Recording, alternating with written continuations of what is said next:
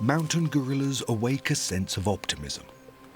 They are the only great apes in the world known to be increasing in number. Reaching the milestone of 1,000 gorillas has been remarkable, so it's extremely good news. But what happens when the mountain gorilla population grows? However, its habitat does not. What if it becomes too small? Gorilla groups fight each other much more often today than in the past. And because of these attacks, gorillas regularly die. This is something common, intra-group fights and the resulting wounds. We wanted to know if the stress levels are increasing. If we don't act now, we are at risk of not being able to do it in 10 years, for example, from now. How do conservationists deal with these latest challenges? And what questions are scientists confronted with? How many gorillas do we want to reach? 1,000, 1,500, 2,000? Is it still a wild population, or when does it become a wild zoo?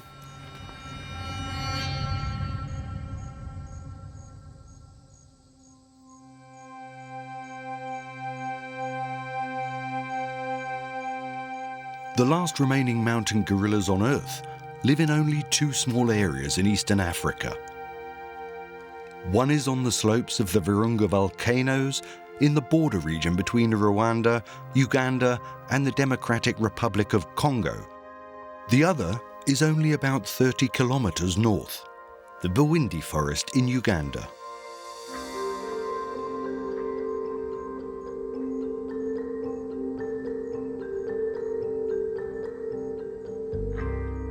The Bwindi impenetrable forest is a primeval plain and mountain rainforest. 331 square kilometers, known for its exceptional biodiversity, are home to over 400 of the world's last mountain gorillas. Difficult terrain to determine their exact numbers.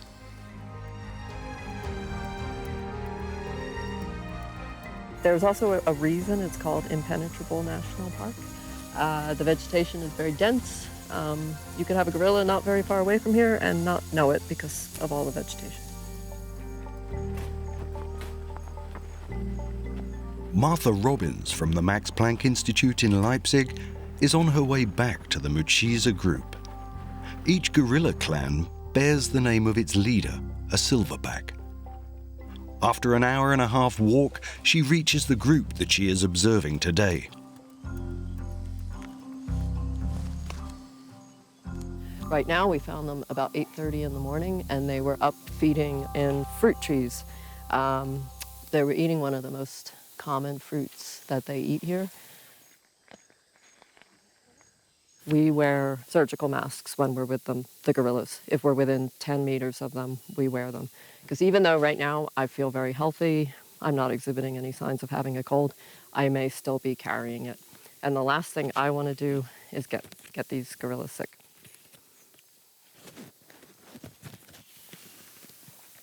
Got my mouth covered, got my nose covered. Other national parks hesitate to make face masks compulsory. The biologist always has them with her when she visits the animals. So there's several right here.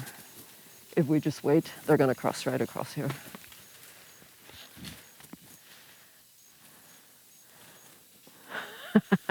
This is very rare.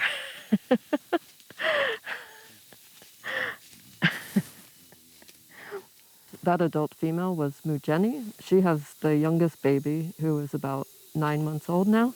But interestingly, she was also carrying a second infant, which is not hers.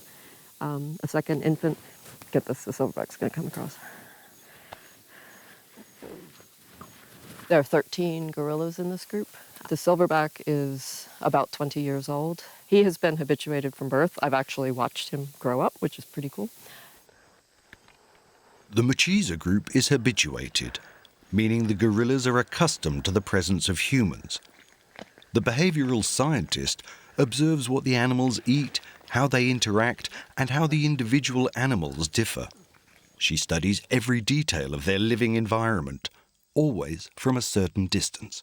With these habituated gorillas, it's amazing because they kind of let us into their world so we can observe their day-to-day activities. It's always very thrilling to see the new babies and to see them grow. This one's reached the age where he's starting to explore everything, and it's really quite fun to watch. In the broader view, though, it's very exciting and good to know that every new baby represents a healthy population and represents that the population is growing. Mountain gorillas are the only great apes in the world that are increasing in population. An unprecedented success. Since the end of 2018, the International Union for the Conservation of Nature has classified them only as endangered. And for the first time, they are no longer considered critically endangered. Martha Robbins has witnessed the population's recovery during her research.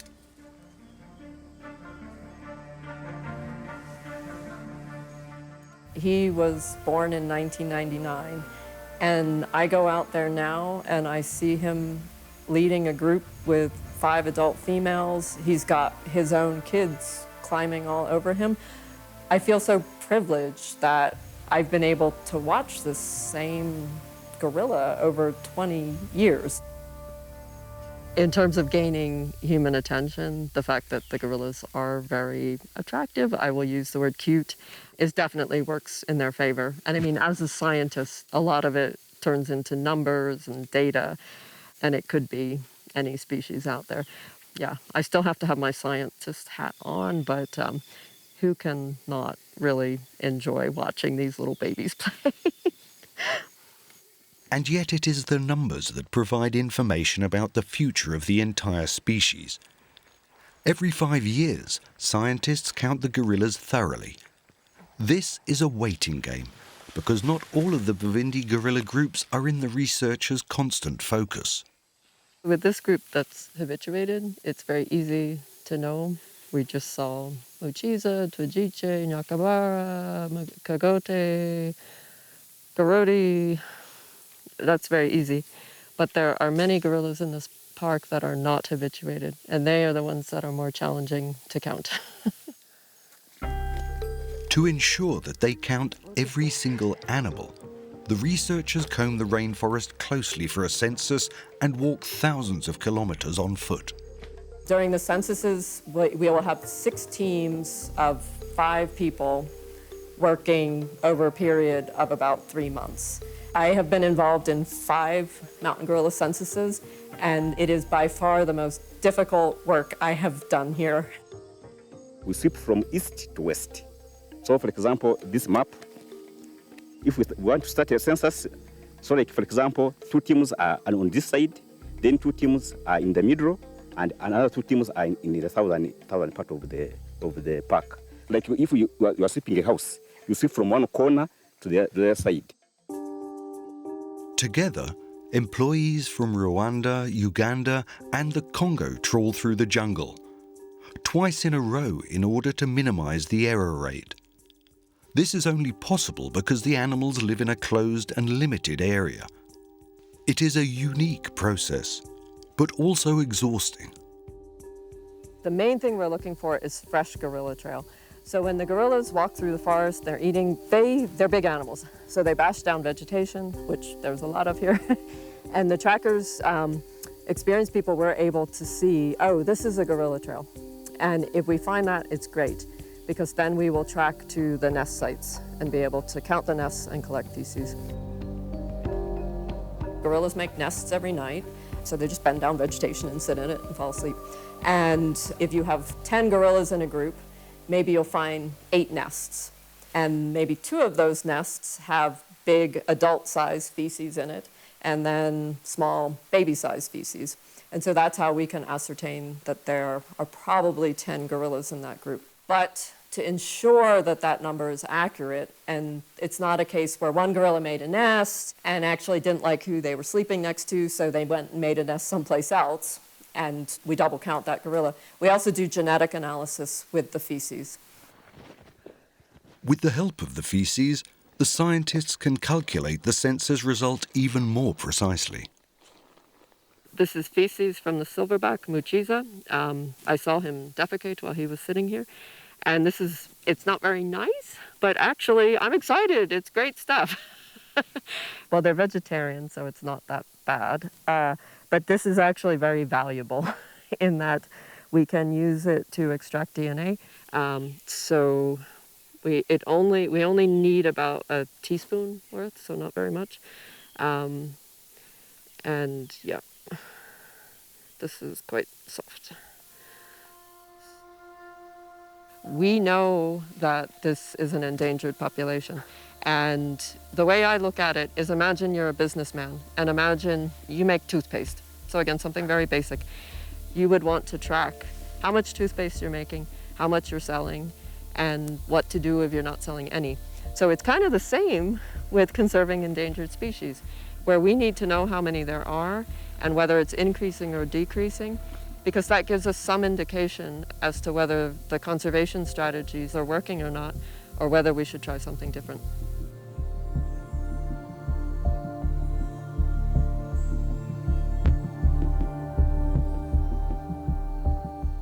Only 30 kilometers south in the Virunga Volcanoes, the existing protection strategies for mountain gorillas have already worked successfully. Within sight, the chain of the over 3,000-meter high volcanoes. Here in the border region, between Uganda, the Democratic Republic of Congo, and Rwanda, the number of mountain gorillas has doubled in the last 3 decades. 604 animals were counted in the latest census.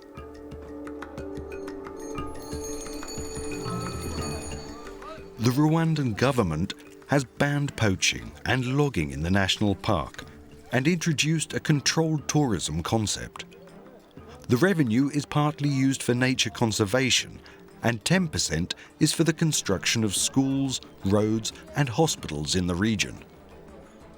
In Rwanda, an average of 500 to 700 people live in 1 square kilometre, 3 to 4 times as many as in Germany or France. Musanze is the gateway to the national park. About 100,000 people live in this flourishing town, which benefits from tourism. It is one example of Rwanda's rapid development since the 1994 genocide.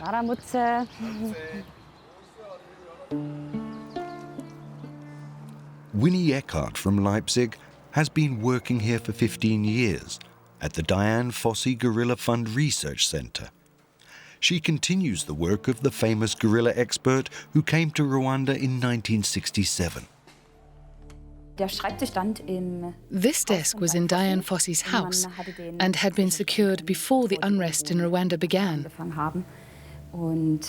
Practically every evening she would sit here at her desk with her typewriter and record all the details she observed in the groups she visited during the day. With her observations in the forest, the American researcher had started a unique data collection. Plus, the mountain gorillas were not only the subject of her scientific work, they became a part of her life. Even today, it's still exciting to find names of gorillas that we have observed from the time they were really young and how they grew up. It is really impressive how detailed her observations were. In the 1970s, Dian Fossey counted only 254 mountain gorillas. This motivated her fanatical fight against poachers and the deforestation of their mountain rainforest. But her commitment upset the locals and she made many enemies.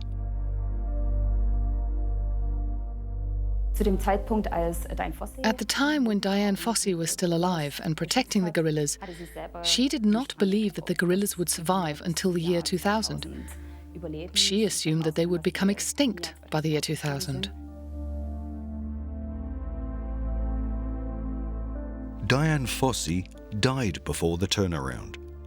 In 1985, she was murdered, probably by poachers. But through Fossey's efforts, the world learned about the fate of the great apes. Protective measures began to pay off. The mountain gorillas' numbers finally began to rise again, with dire consequences. What we see here is their habitat. Here we have the Bisoke, the Karisimbi volcano, and this is approximately where Dian Fossey set up her tent. When Vinnie Eckard began her research in Rwanda in 2004, there were 3 groups of gorillas. Each point that you see moving here represents the movement patterns of the groups. Over a period of 15 years, these groups have grown tremendously, up to 65 gorillas in the Pablo group, which is an absolute world record. In 2004, I was not aware that there could be more than one silverback in a group. That's when you learn very quickly. What happened in 2007 simply surprised us all. After a long period of stability, the chaos began. As you can imagine, 65 gorillas in one group, that can't go well for long. We were waiting for the moment this had to happen. The groups partly split up. Males started to form their own group with some females. Pablo, for example, split into several groups, and where we had 3 groups before, we had 12 groups at times. You have to imagine, the size of the area remains the same, but with 3 times as many groups, there is less habitat for each group. The groups meet much more often. Interactions can be incredibly stressful. It can be a fight to the death for the males, and there is also a lot at stake for the young animals.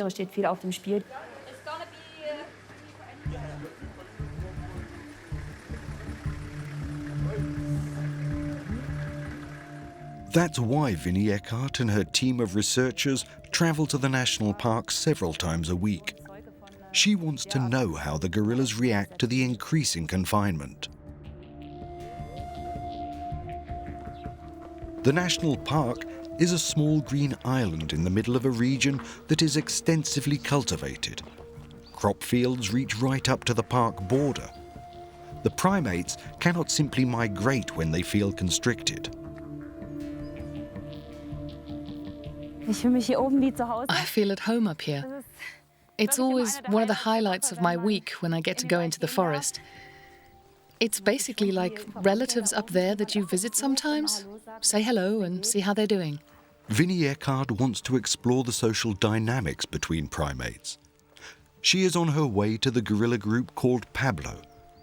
The group, which has experienced great upheavals in the past, now numbers 24 animals. At the border of the national park, the scientist meets park rangers, who usually know exactly where the individual groups are at any given time. The team announces its visit in the language of the gorillas. Okay. This sound is called the Belch vowel. We use it when we arrive at the group and slowly approach them. It works like a greeting. We're here now, we're coming, it's all good. You can see the size of the vegetation, so the Belch vowel is very important, so they can hear us.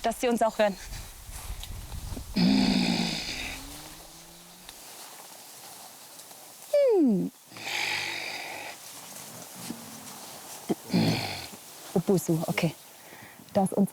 There's our very special friend. Unfortunately, a bit too curious sometimes. Maybe just put the camera down a bit. Put it down a bit.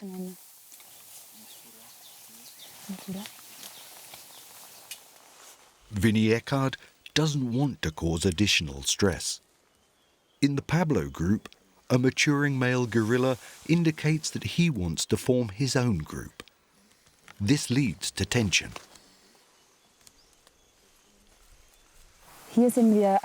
Here we see one of the blackbacks. We also fondly call them teenagers, male teenagers.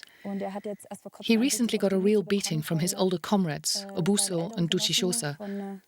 He followed one of the young females and perhaps wanted to separate and maybe even mate, and that led to fights. It did not work as he wanted. He has some wounds, you can't see them so well now, but that happens from time to time. Sometimes there are disputes.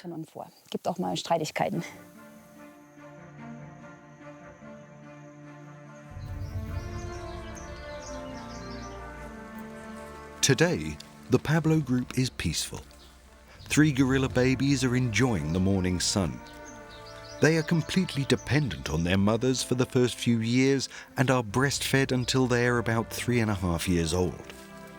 At 9 months, they start nibbling on the first plants and gradually learn to stand on their own feet in the jungle classroom.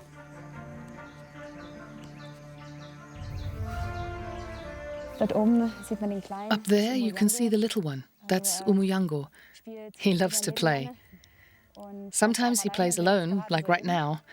He probably hasn't found a playmate at the moment. But it won't be long until another baby comes around. That's a welcome invitation.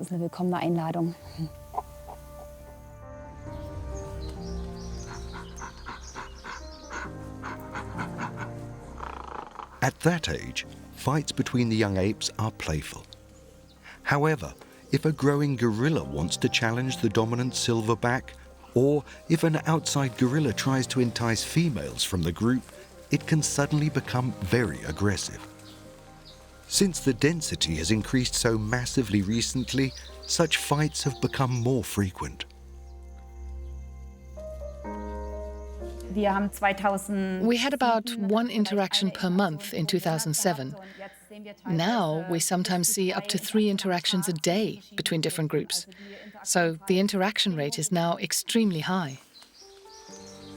Babies are in the greatest danger during such fights. As long as a gorilla mother is still nursing, she is not ready to mate again.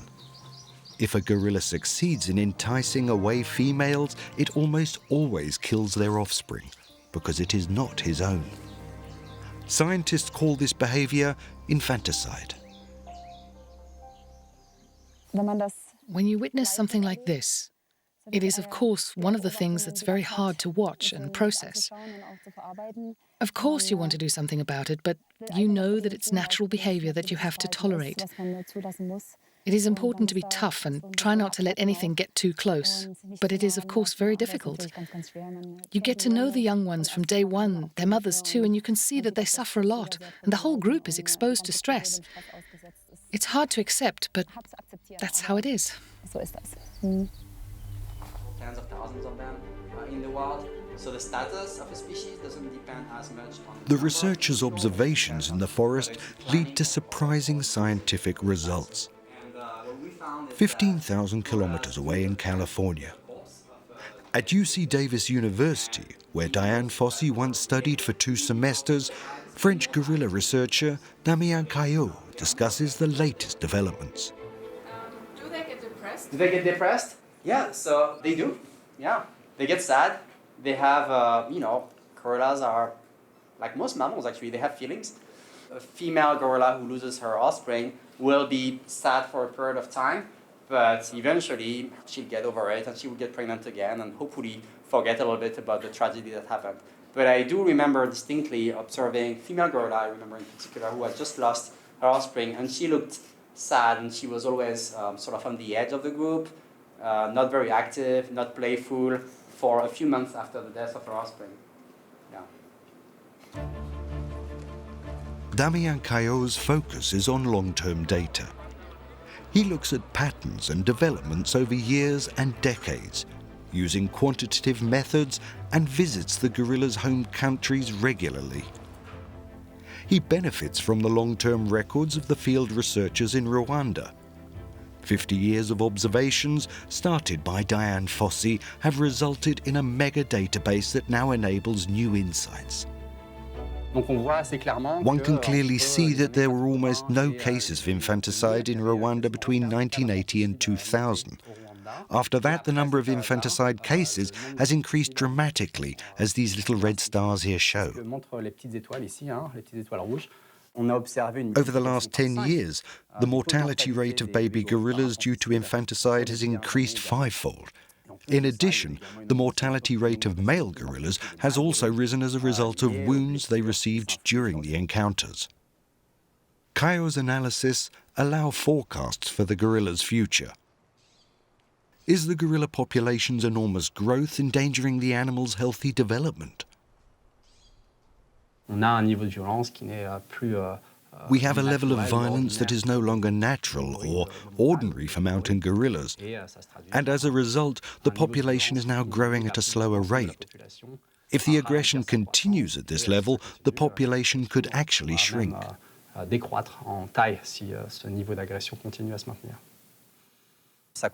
Not only does the population regulate itself, the animal's stress levels also increases. It affects their well-being. We should look into this problem and solve it.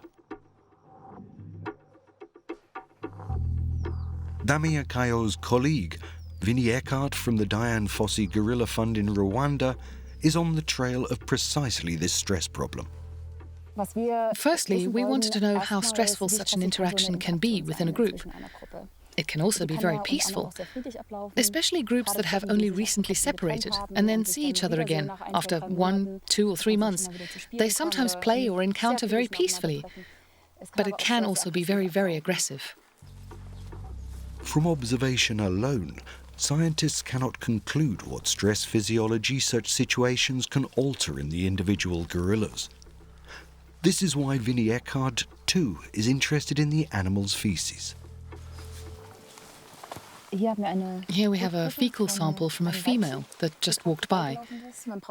You don't need that much. I use the glove as a means of transport and fold it over. Just like that. That's it. It's easy. Just tie the knots. And then it's very important to write down what time it is.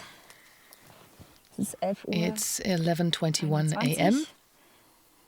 The fecal sample is from Moketchedu. That's her code. And so that our people in the lab know whose sample it is, I fold it up, very small, put it up here, tie it up again, and then it can go to Musanze.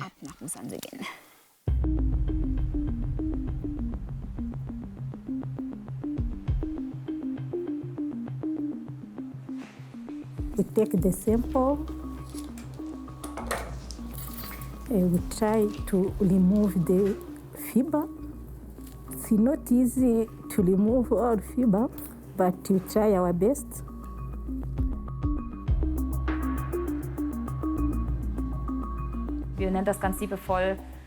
We affectionately call this our poop lab. What Rose and Martin are doing right now is extracting hormones from the fecal samples we collected in the forest.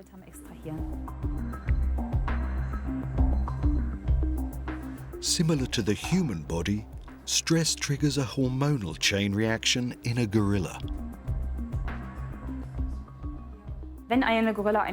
When a gorilla is exposed to a stress factor, there is a very, very long stress cascade, and the end products of this stress reaction are then incorporated into the feces via the intestines and then excreted. This is our chance to find out how stressed they are without having to take a blood sample.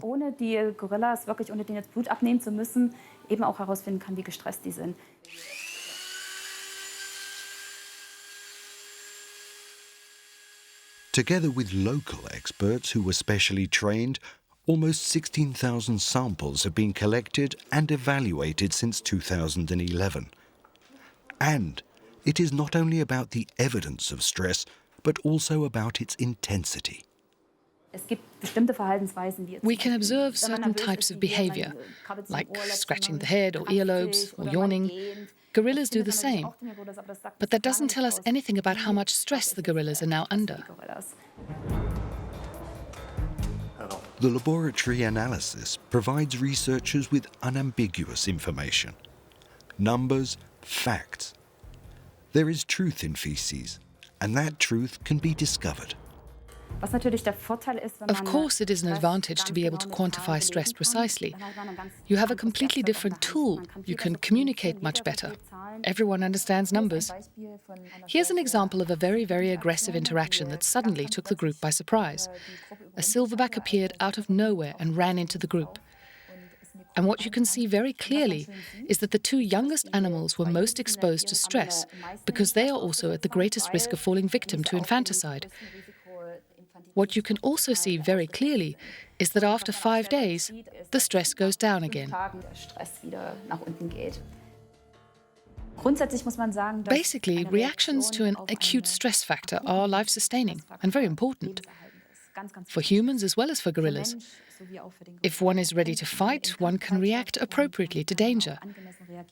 However, this becomes problematic if a stress factor lasts longer or occurs very frequently and regularly. Therefore, in a second study, Vinny investigated which living conditions cause permanent stress and came across two measurable triggers. There are things we have to keep a close eye on because we have ascertained changes in baseline levels. For example, in months when temperatures have risen very high and also months with extreme rainfall. This indicates that climate change is a challenge.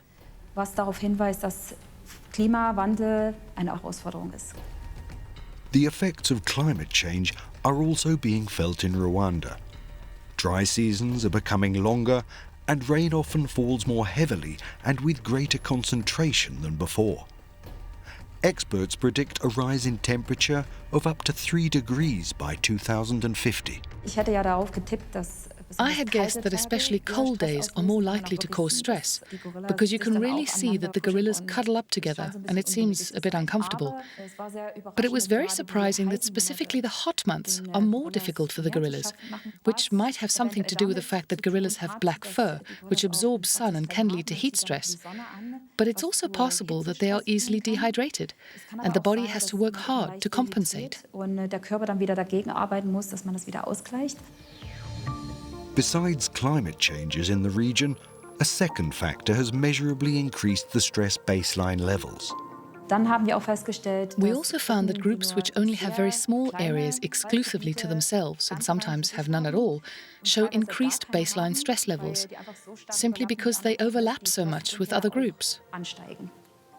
It may be related to the fact that they have shared food resources, or that they can run into another group at any time, and that this already leads to an increase in the baselines.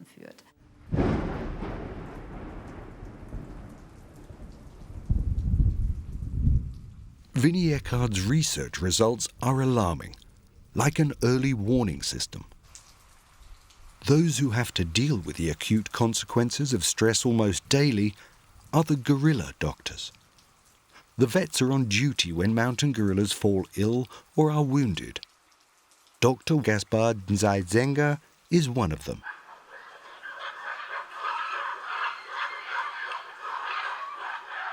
Then we found the group quite relatively early. They were resting. There seemed to be tension between the dominant silverback and his subordinate silverback. A few minutes later, the aggression became into a really serious fight between the two. We witnessed that fight. It resulted into an injury, which was not a really serious wound, but it was a wound which was still fresh and bleeding. The second-ranking silverback got a fresh wound on the right eyebrow. It's not just in emergencies that they move out. The gorilla doctors are also on preventive missions. In any wind and weather, and no matter how long or difficult the ascent is. Today, the team will climb up the slopes of Karisimbi volcano. It is the highest of the 8 volcanoes and rises to over 4,500 meters. We are constantly monitoring the health of this population, and with the help of our field team of trackers who also report every day on the health status of the group members.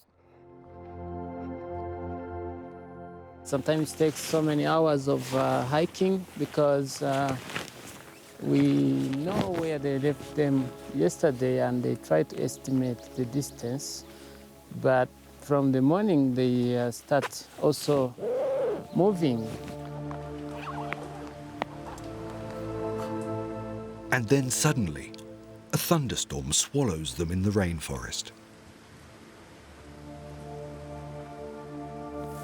Yeah. I'm trying to get the signal. The vet had planned a home visit to the Sousa group. Already 2.5 hours into the forest, he loses the radio signal of the park rangers who located the group. Strato! I think he's trying to find a way by himself. Strato!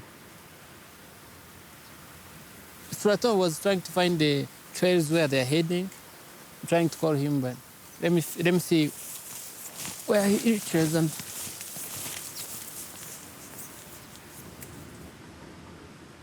After another hour of walking in pouring rain, the vet hears familiar sounds.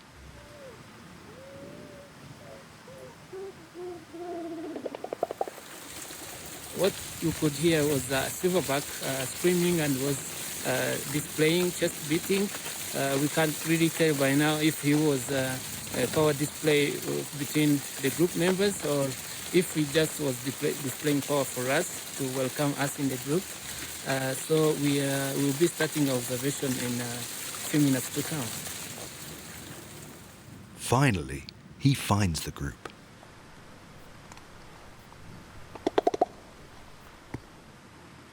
The park rangers had already informed him about fights and the wounds of 2 silverbacks had inflicted. The doctor wants to see it for himself. Yeah, this is Kuramba, the second ranking silverback in the Sosa group. He's the one that just of recent has started challenging the dominant silverback gorilla. You see he had sustained a wound which is healing in the back. They are on a good road to recovery. They show good healing signs. And when it proves to be a life-threatening condition, then we have to intervene and provide medication. Gaspar Zeitzenger must be careful that nobody from his team gets caught between the sides in this tense stress situation. The challenging silverback has already been able to pull 3 females and 2 adolescent animals onto his side and has recently started to keep his distance from the clan leader. The group could soon break apart. The silverback attacks, and sometimes when they are brave enough, they can manage to grab one of you, which is what we always try to avoid. We need to have a team of brave guys who can stand their ground and don't run away. You understand the fight results into injuries, but also these encounters can provide opportunities for pathogen transmission between groups. We might be having a pathogen in one group, but then these interactions can result into a pathogen being shared to the other group as well. It's still a fragile population. That's why we have to keep a close eye on this population, monitor them closely. Just a single outbreak can wipe out the population. Such viruses can also be introduced into the park by visitors. Human DNA is 98.4% identical to that of mountain gorillas, a dangerous affinity. There was an outbreak in 2009 which killed 2 gorillas, and we managed to find out that the virus that was responsible for that outbreak was actually the human metapneumovirus, which is a human virus. Does man, who wants to protect the gorillas, thus become a danger to them?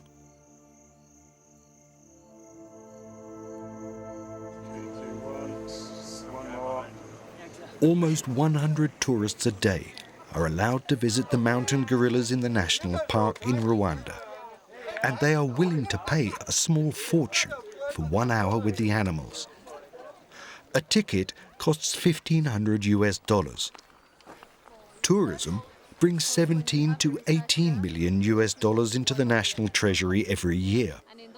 Part of it flows back into the park's conservation and thus directly benefits the gorillas.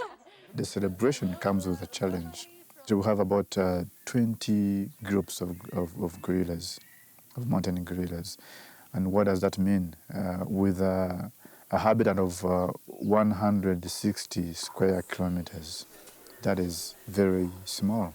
Together with the park director, the state head of wildlife conservation is looking for solutions to mediate between species protection, tourism, and the growing concerns of the local people. This is the older buffalo wall that tries to deter wildlife from coming from the park. We've seen buffaloes coming out, we've seen gorillas coming out. Not our wish, of course, but it happens as we try to better every day the protection of the wildlife, but also protecting our people. The animals live right next door to the people. Fields with potatoes and beans, as well as eucalyptus plantations, reach up to the park border. And mountain gorillas love eucalyptus.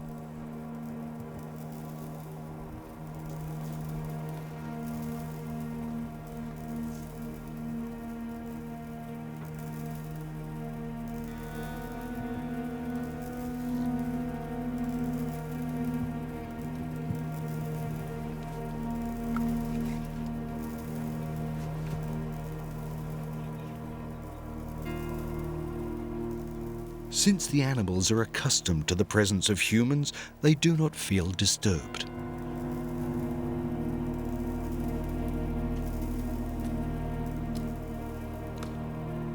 Francois Ndugutse was once a poacher in the park. Today he earns his money as a farmer. He cultivates 7 hectares of land.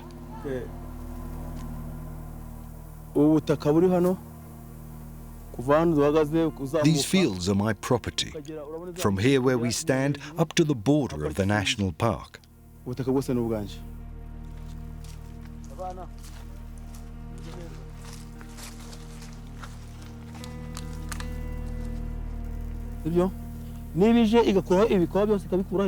that tree.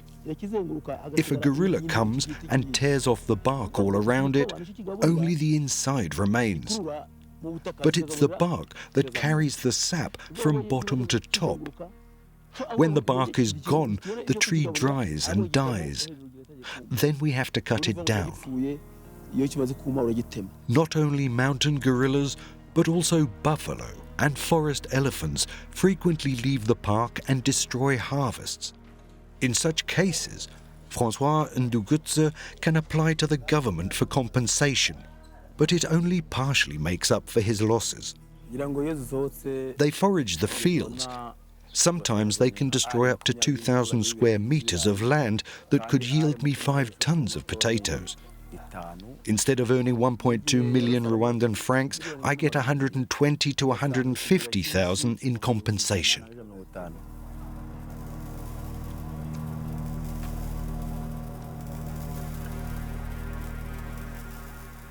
Even if the people who live around the national park are financially supported by the government and various organizations, a loss of 90% remains. We farmers have often said that the government should put up a fence around the national park.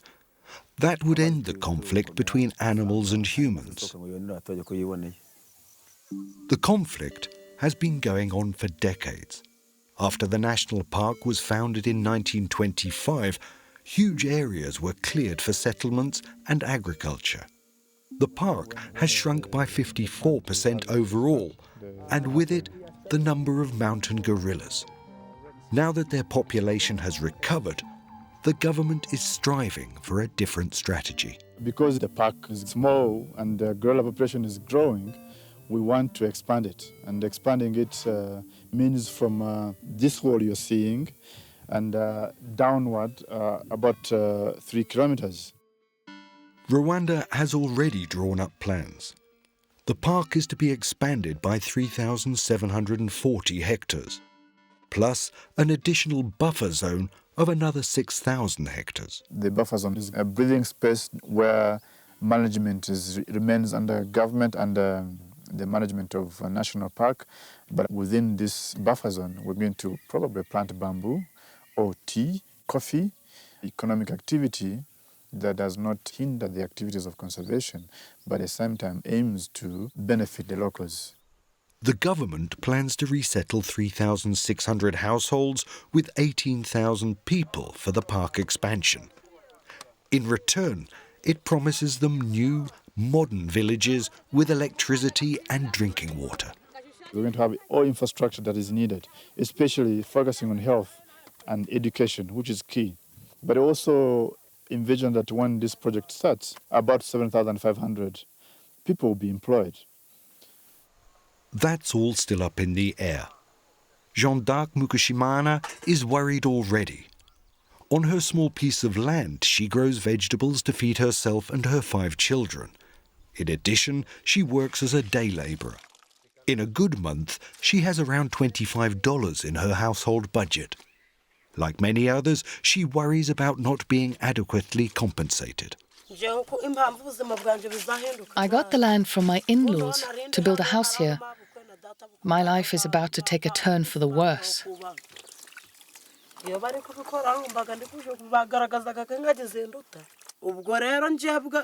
Apparently the gorillas are more important than we are. If that's the government's decision, they'll throw us out, so the gorillas have more room.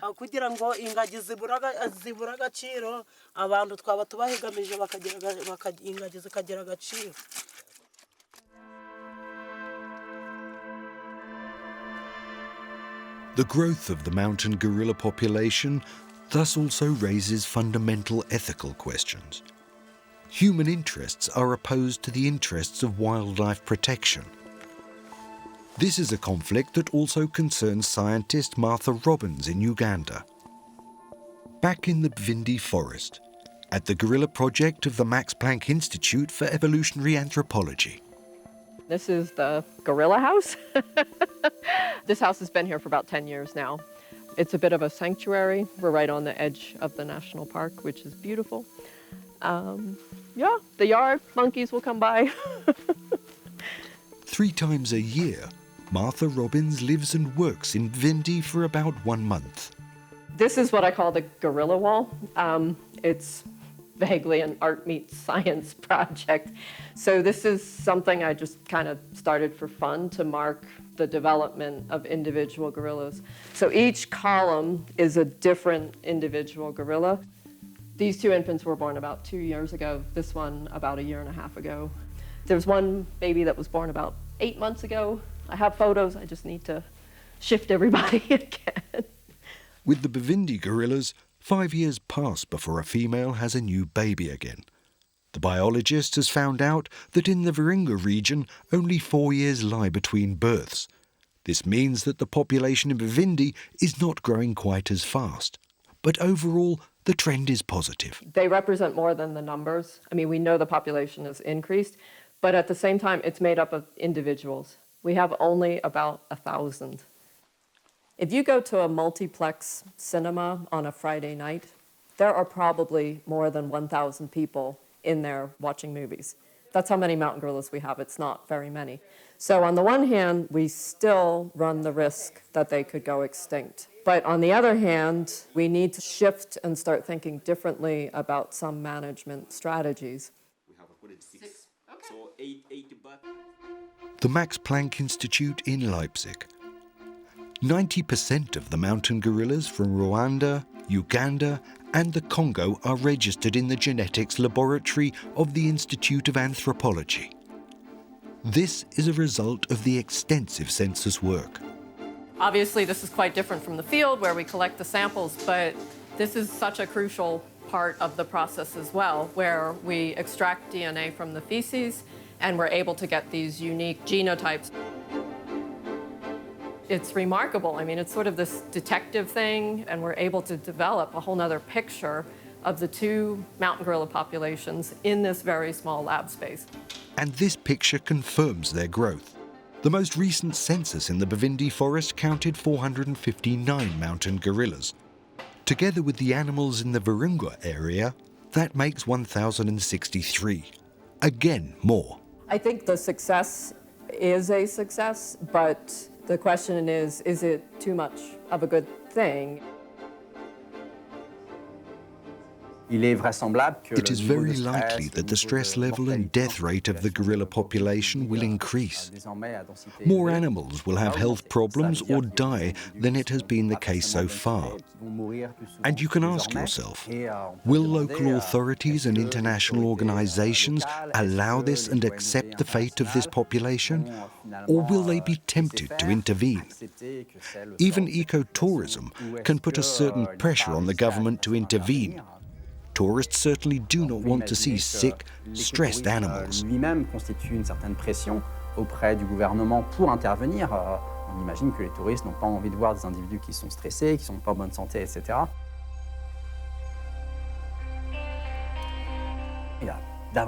We have more people in the national park protecting gorillas than gorillas themselves. More researchers, conservationists and tourists than anywhere else in the world. Today the gorillas depend on humans and humans depend on the gorillas. We no longer really have a species that lives wild, pristine and independent from human activities.